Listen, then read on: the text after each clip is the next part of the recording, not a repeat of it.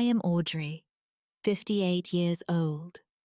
This Sunday dinner at the fancy restaurant my son David booked was supposed to be a special night. I wore my best dress, hoping for some warm conversation. But my daughter-in-law, Sierra, looked at me with an expression I knew too well, a quiet disdain. She had no idea that inside the worn leather purse on my lap, I held something that could unravel her entire carefully crafted world. Before I share this story, I would love to know where you are listening from. Please tell me in the comments below. And if you want to hear more real-life stories like this, please take a second to subscribe and join me. Now, let me take you back to that evening. The house is too quiet now. My husband Martin has been gone for 3 years. The rooms we filled with laughter and plans for the future just echo with memories. My son David became my anchor. He is a good man, gentle, a software engineer with a kind heart. Then he met Sierra 2 years ago. She was a whirlwind of energy and ambition, beautiful and sharp. I wanted to be happy for him. I truly did. But I saw the way her eyes evaluated everything, including me. She loved David. I believe that. But I also believed she loved the idea of a perfect, successful life even more. 6 months ago, she opened her boutique Silhouette. David helped with the startup money, which I later realized came from the inheritance his father left him. He was so proud of her. When he called me last week, his voice was bubbling over. Sierra had huge news to share with the family, he said. She wanted to take us all out to a really nice place to celebrate. My heart lifted. Maybe this was the turning point. Maybe the boutique was a success. And she felt grateful, wanting to include me. I spent a silly amount of time choosing my outfit. A deep blue dress I had saved for special occasions. I even had my hair done. I arrived at the Gilded Vine with that fragile hope tucked inside me like a secret. The place was all soft lighting and polished silver. Sierra looked like she belonged on a magazine cover, in a sleek black outfit that probably had a designer name I would not recognize. David looked handsome, but tight around the eyes. They waved me over. "Oh, Audrey," Sierra said, "your dress is so sweet, so classic." The way she said classic felt like another word for outdated. I pushed the feeling down. I was here for David.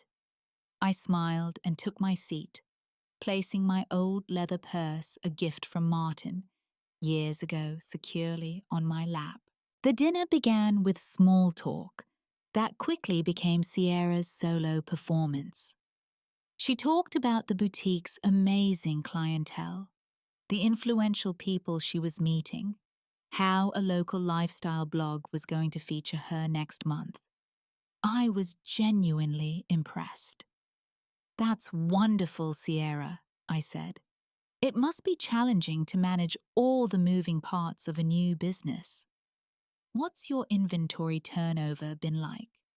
I was just curious, falling back into my old professional habit.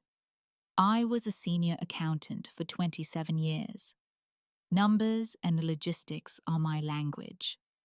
Sierra let out a light, tinkling laugh and glanced at David. "Oh, Audrey," she said, "business is so complicated now. It is all cloud-based software and digital marketing analytics. The days of handwritten ledgers are long gone." David shifted in his seat, his voice low. Honey Mom was a chief financial officer, not just a bookkeeper. Sierra patted his arm. I know, darling, but that was what a decade ago. The world moves fast. The waiter came for our orders. Sierra immediately jumped in. The braised short ribs are divine here, Audrey, but they can be a bit rich. Perhaps the poached salmon, much lighter on the digestion. And how will you get home later? She asked, her brow furrowed in faux concern. Driving at night can be so tricky when your eyesight is not what it used to be. Each comment was a tiny pinprick delivered with a smile. Each one made me feel smaller, more invisible. A fading photograph at a modern art exhibit. I looked at David, hoping for a firm honey, that is enough, or even a reassuring glance my way. But he studied his menu as if it contained the secrets of the universe. My disappointment was a cold, slow drip. My hand went to my purse on my lap. My fingers traced the familiar buckle. Inside, besides my lipstick and wallet, was a plain manila envelope. My friend Gregory Martin's old law partner had given it to me just a week prior. He had said, "Just hold on to this, Audrey. Consider it insurance." I had not wanted to open it. I think part of me knew what it might contain, and I did not want to be right. After the main course was cleared, Sierra ordered an expensive glass of dessert wine for herself and David. She took a deliberate sip, her eyes sparkling. "So, the big news," she announced. "Silhouette is doing so well that we are in serious talks to open a second location. In the Plaza Verde district. It is a huge opportunity." David looked surprised, but tried to match her smile. "Sierra, that is incredible. We have not really discussed the capital needed for that." Sierra waved her hand. "Details, darling. This is about vision." Then she turned that brilliant, calculated smile directly on me. "Audrey," she began, her voice syrup sweet, "we have been thinking. You are all alone in that big old house. It must be such a burden to maintain. And the real estate market is so hot right now. If you sold it, you would have a lovely nest egg. You could move into one of those fantastic assisted living communities with people to look after you full time. No more worries about the stairs or the garden. David and I, with the proceeds from his share of the estate and the sale, could fully fund the new boutique. It is a win-win. Everyone at the table wins."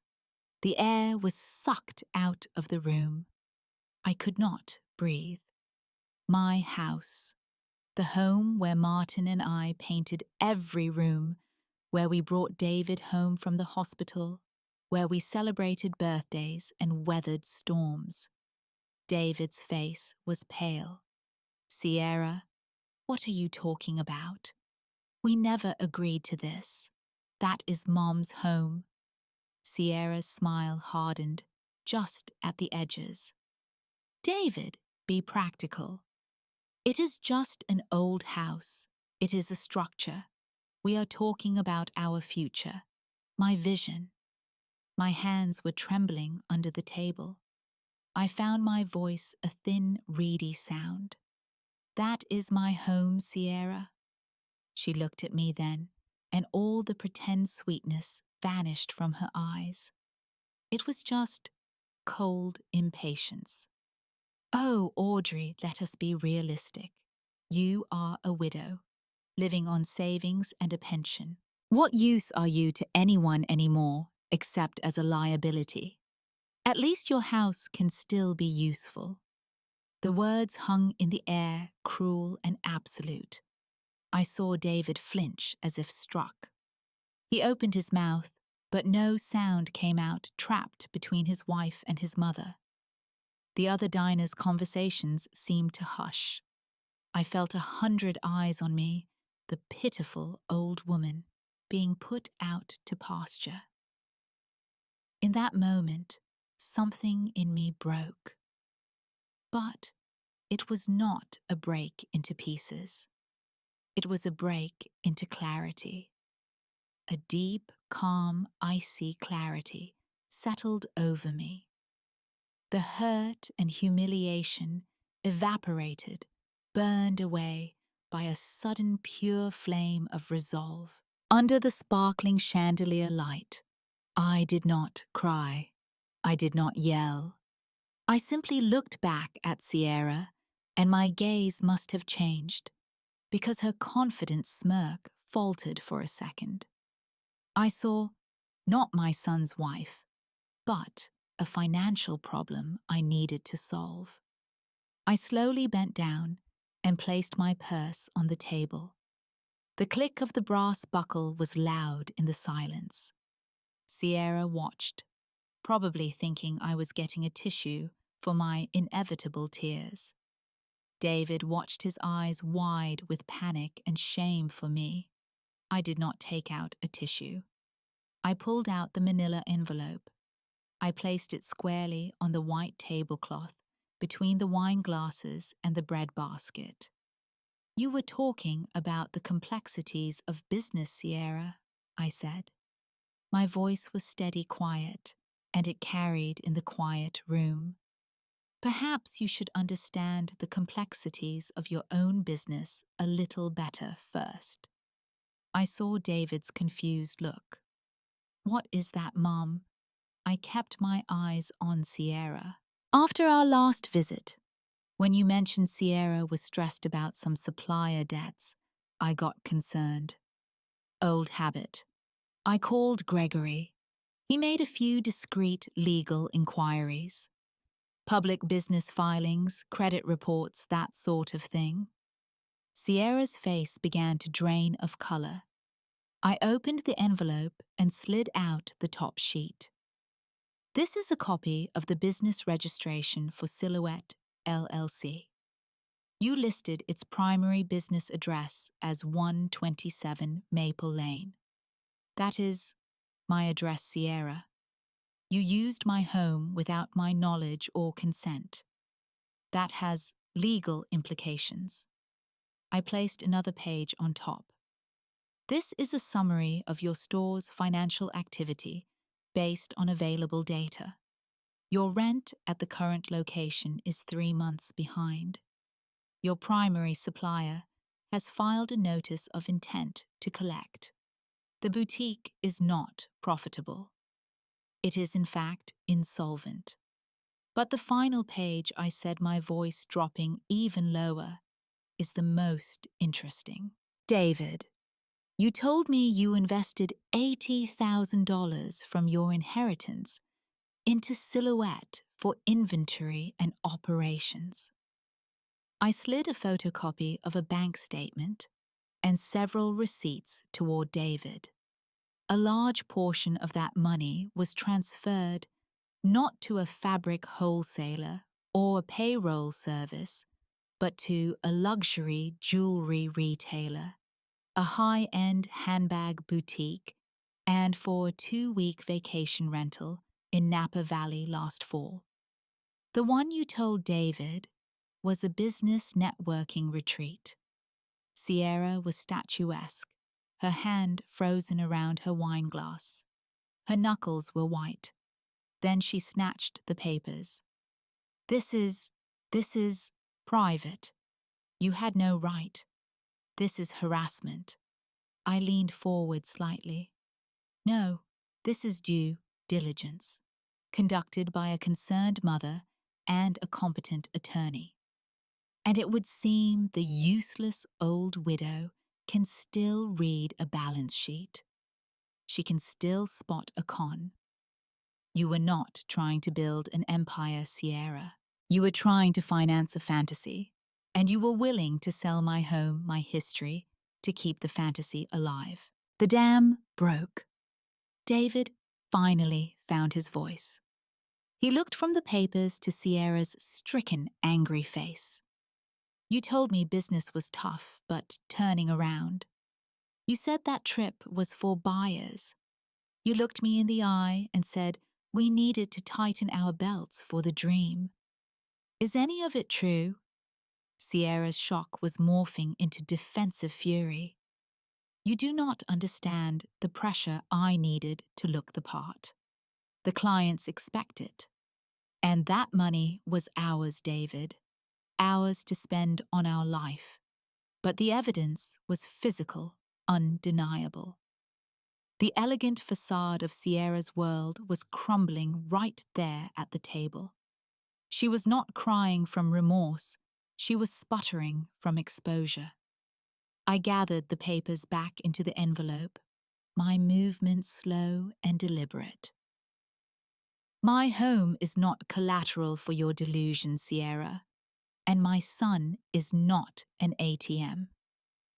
I have been silent for too long, biting my tongue at your little jabs, thinking it kept the peace for David. But tonight, you went too far. I stood up. My legs were steady. I looked at my son, and my heart ached for the pain in his eyes. But my voice was firm. David, I am going home, to my house, when you are ready to talk without this toxic static in the air. You know where to find me. I did not look at Sierra again. I picked up my purse, the envelope tucked safely inside, and I walked out of the gilded vine. The night air was cool on my face. I did not feel triumphant. I felt a profound sadness for my son's shattered trust.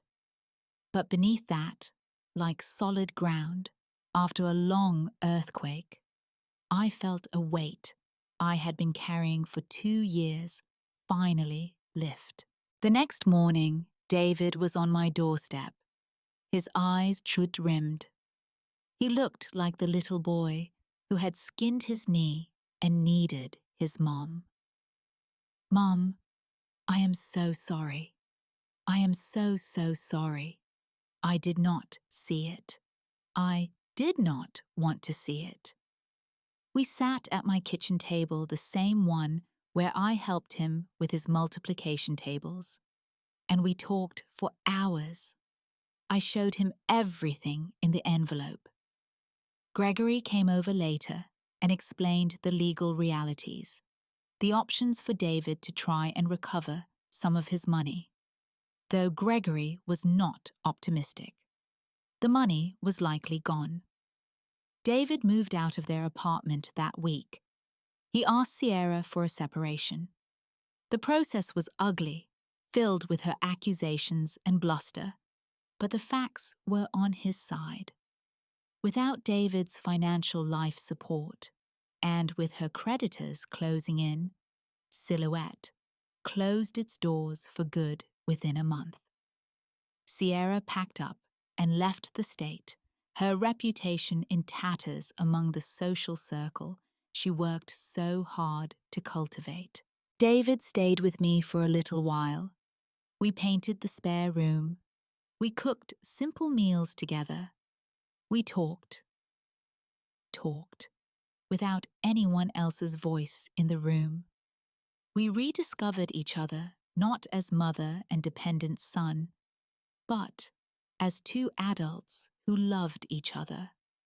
I saw him begin to breathe again, to shed the constant tension he had been carrying. As for me, I realized I was not obsolete. My experience, my quiet observation, my gut instinct, they were not relics. They were tools, valuable ones. I started volunteering at a community center, teaching a basic financial literacy class for single mothers. It felt good to use my skills to help people build something real, not a facade. My life in my old house with its creaky floors and sun-filled kitchen became peaceful. It became authentically mine again. That dinner taught me a hard lesson. Silence in the face of disrespect is not politeness, it is permission. And sometimes the most loving thing you can do for your child is not to blindly support their choices, but to have the courage to show them the truth, even when it is ugly, even when it hurts. Getting older does not diminish your worth. It compounds your wisdom, and wisdom is a quiet, powerful weapon. David has his own apartment now, a small, sunny place he can afford on his own salary. But every Sunday, he comes here. We eat at my kitchen table. We do not need a fancy restaurant to feel like a family. That old leather purse sits on a shelf in my hall closet now. I do not carry secret documents in it anymore, but it reminds me every day. Your value is not in what others see on the surface. It is in what you have built inside yourself, your experience, your principles, your self-respect. And sometimes you have to be willing to open the bag and show the world who you really are. Maybe you have felt underestimated before, made to feel small or irrelevant. I want you to know you are never truly powerless. You hold more cards than you think. You just have to remember what they are. If this story resonated with you, I would love to hear about a time you found your own strength. Share your thoughts in the comments below. If you found value in this, please give this video a like. It helps more people find these conversations. Subscribe to the channel for more real stories about family resilience and finding your voice. And if you know someone who might need to hear this today, please share it with them. Thank you so much for listening, for being part of this community.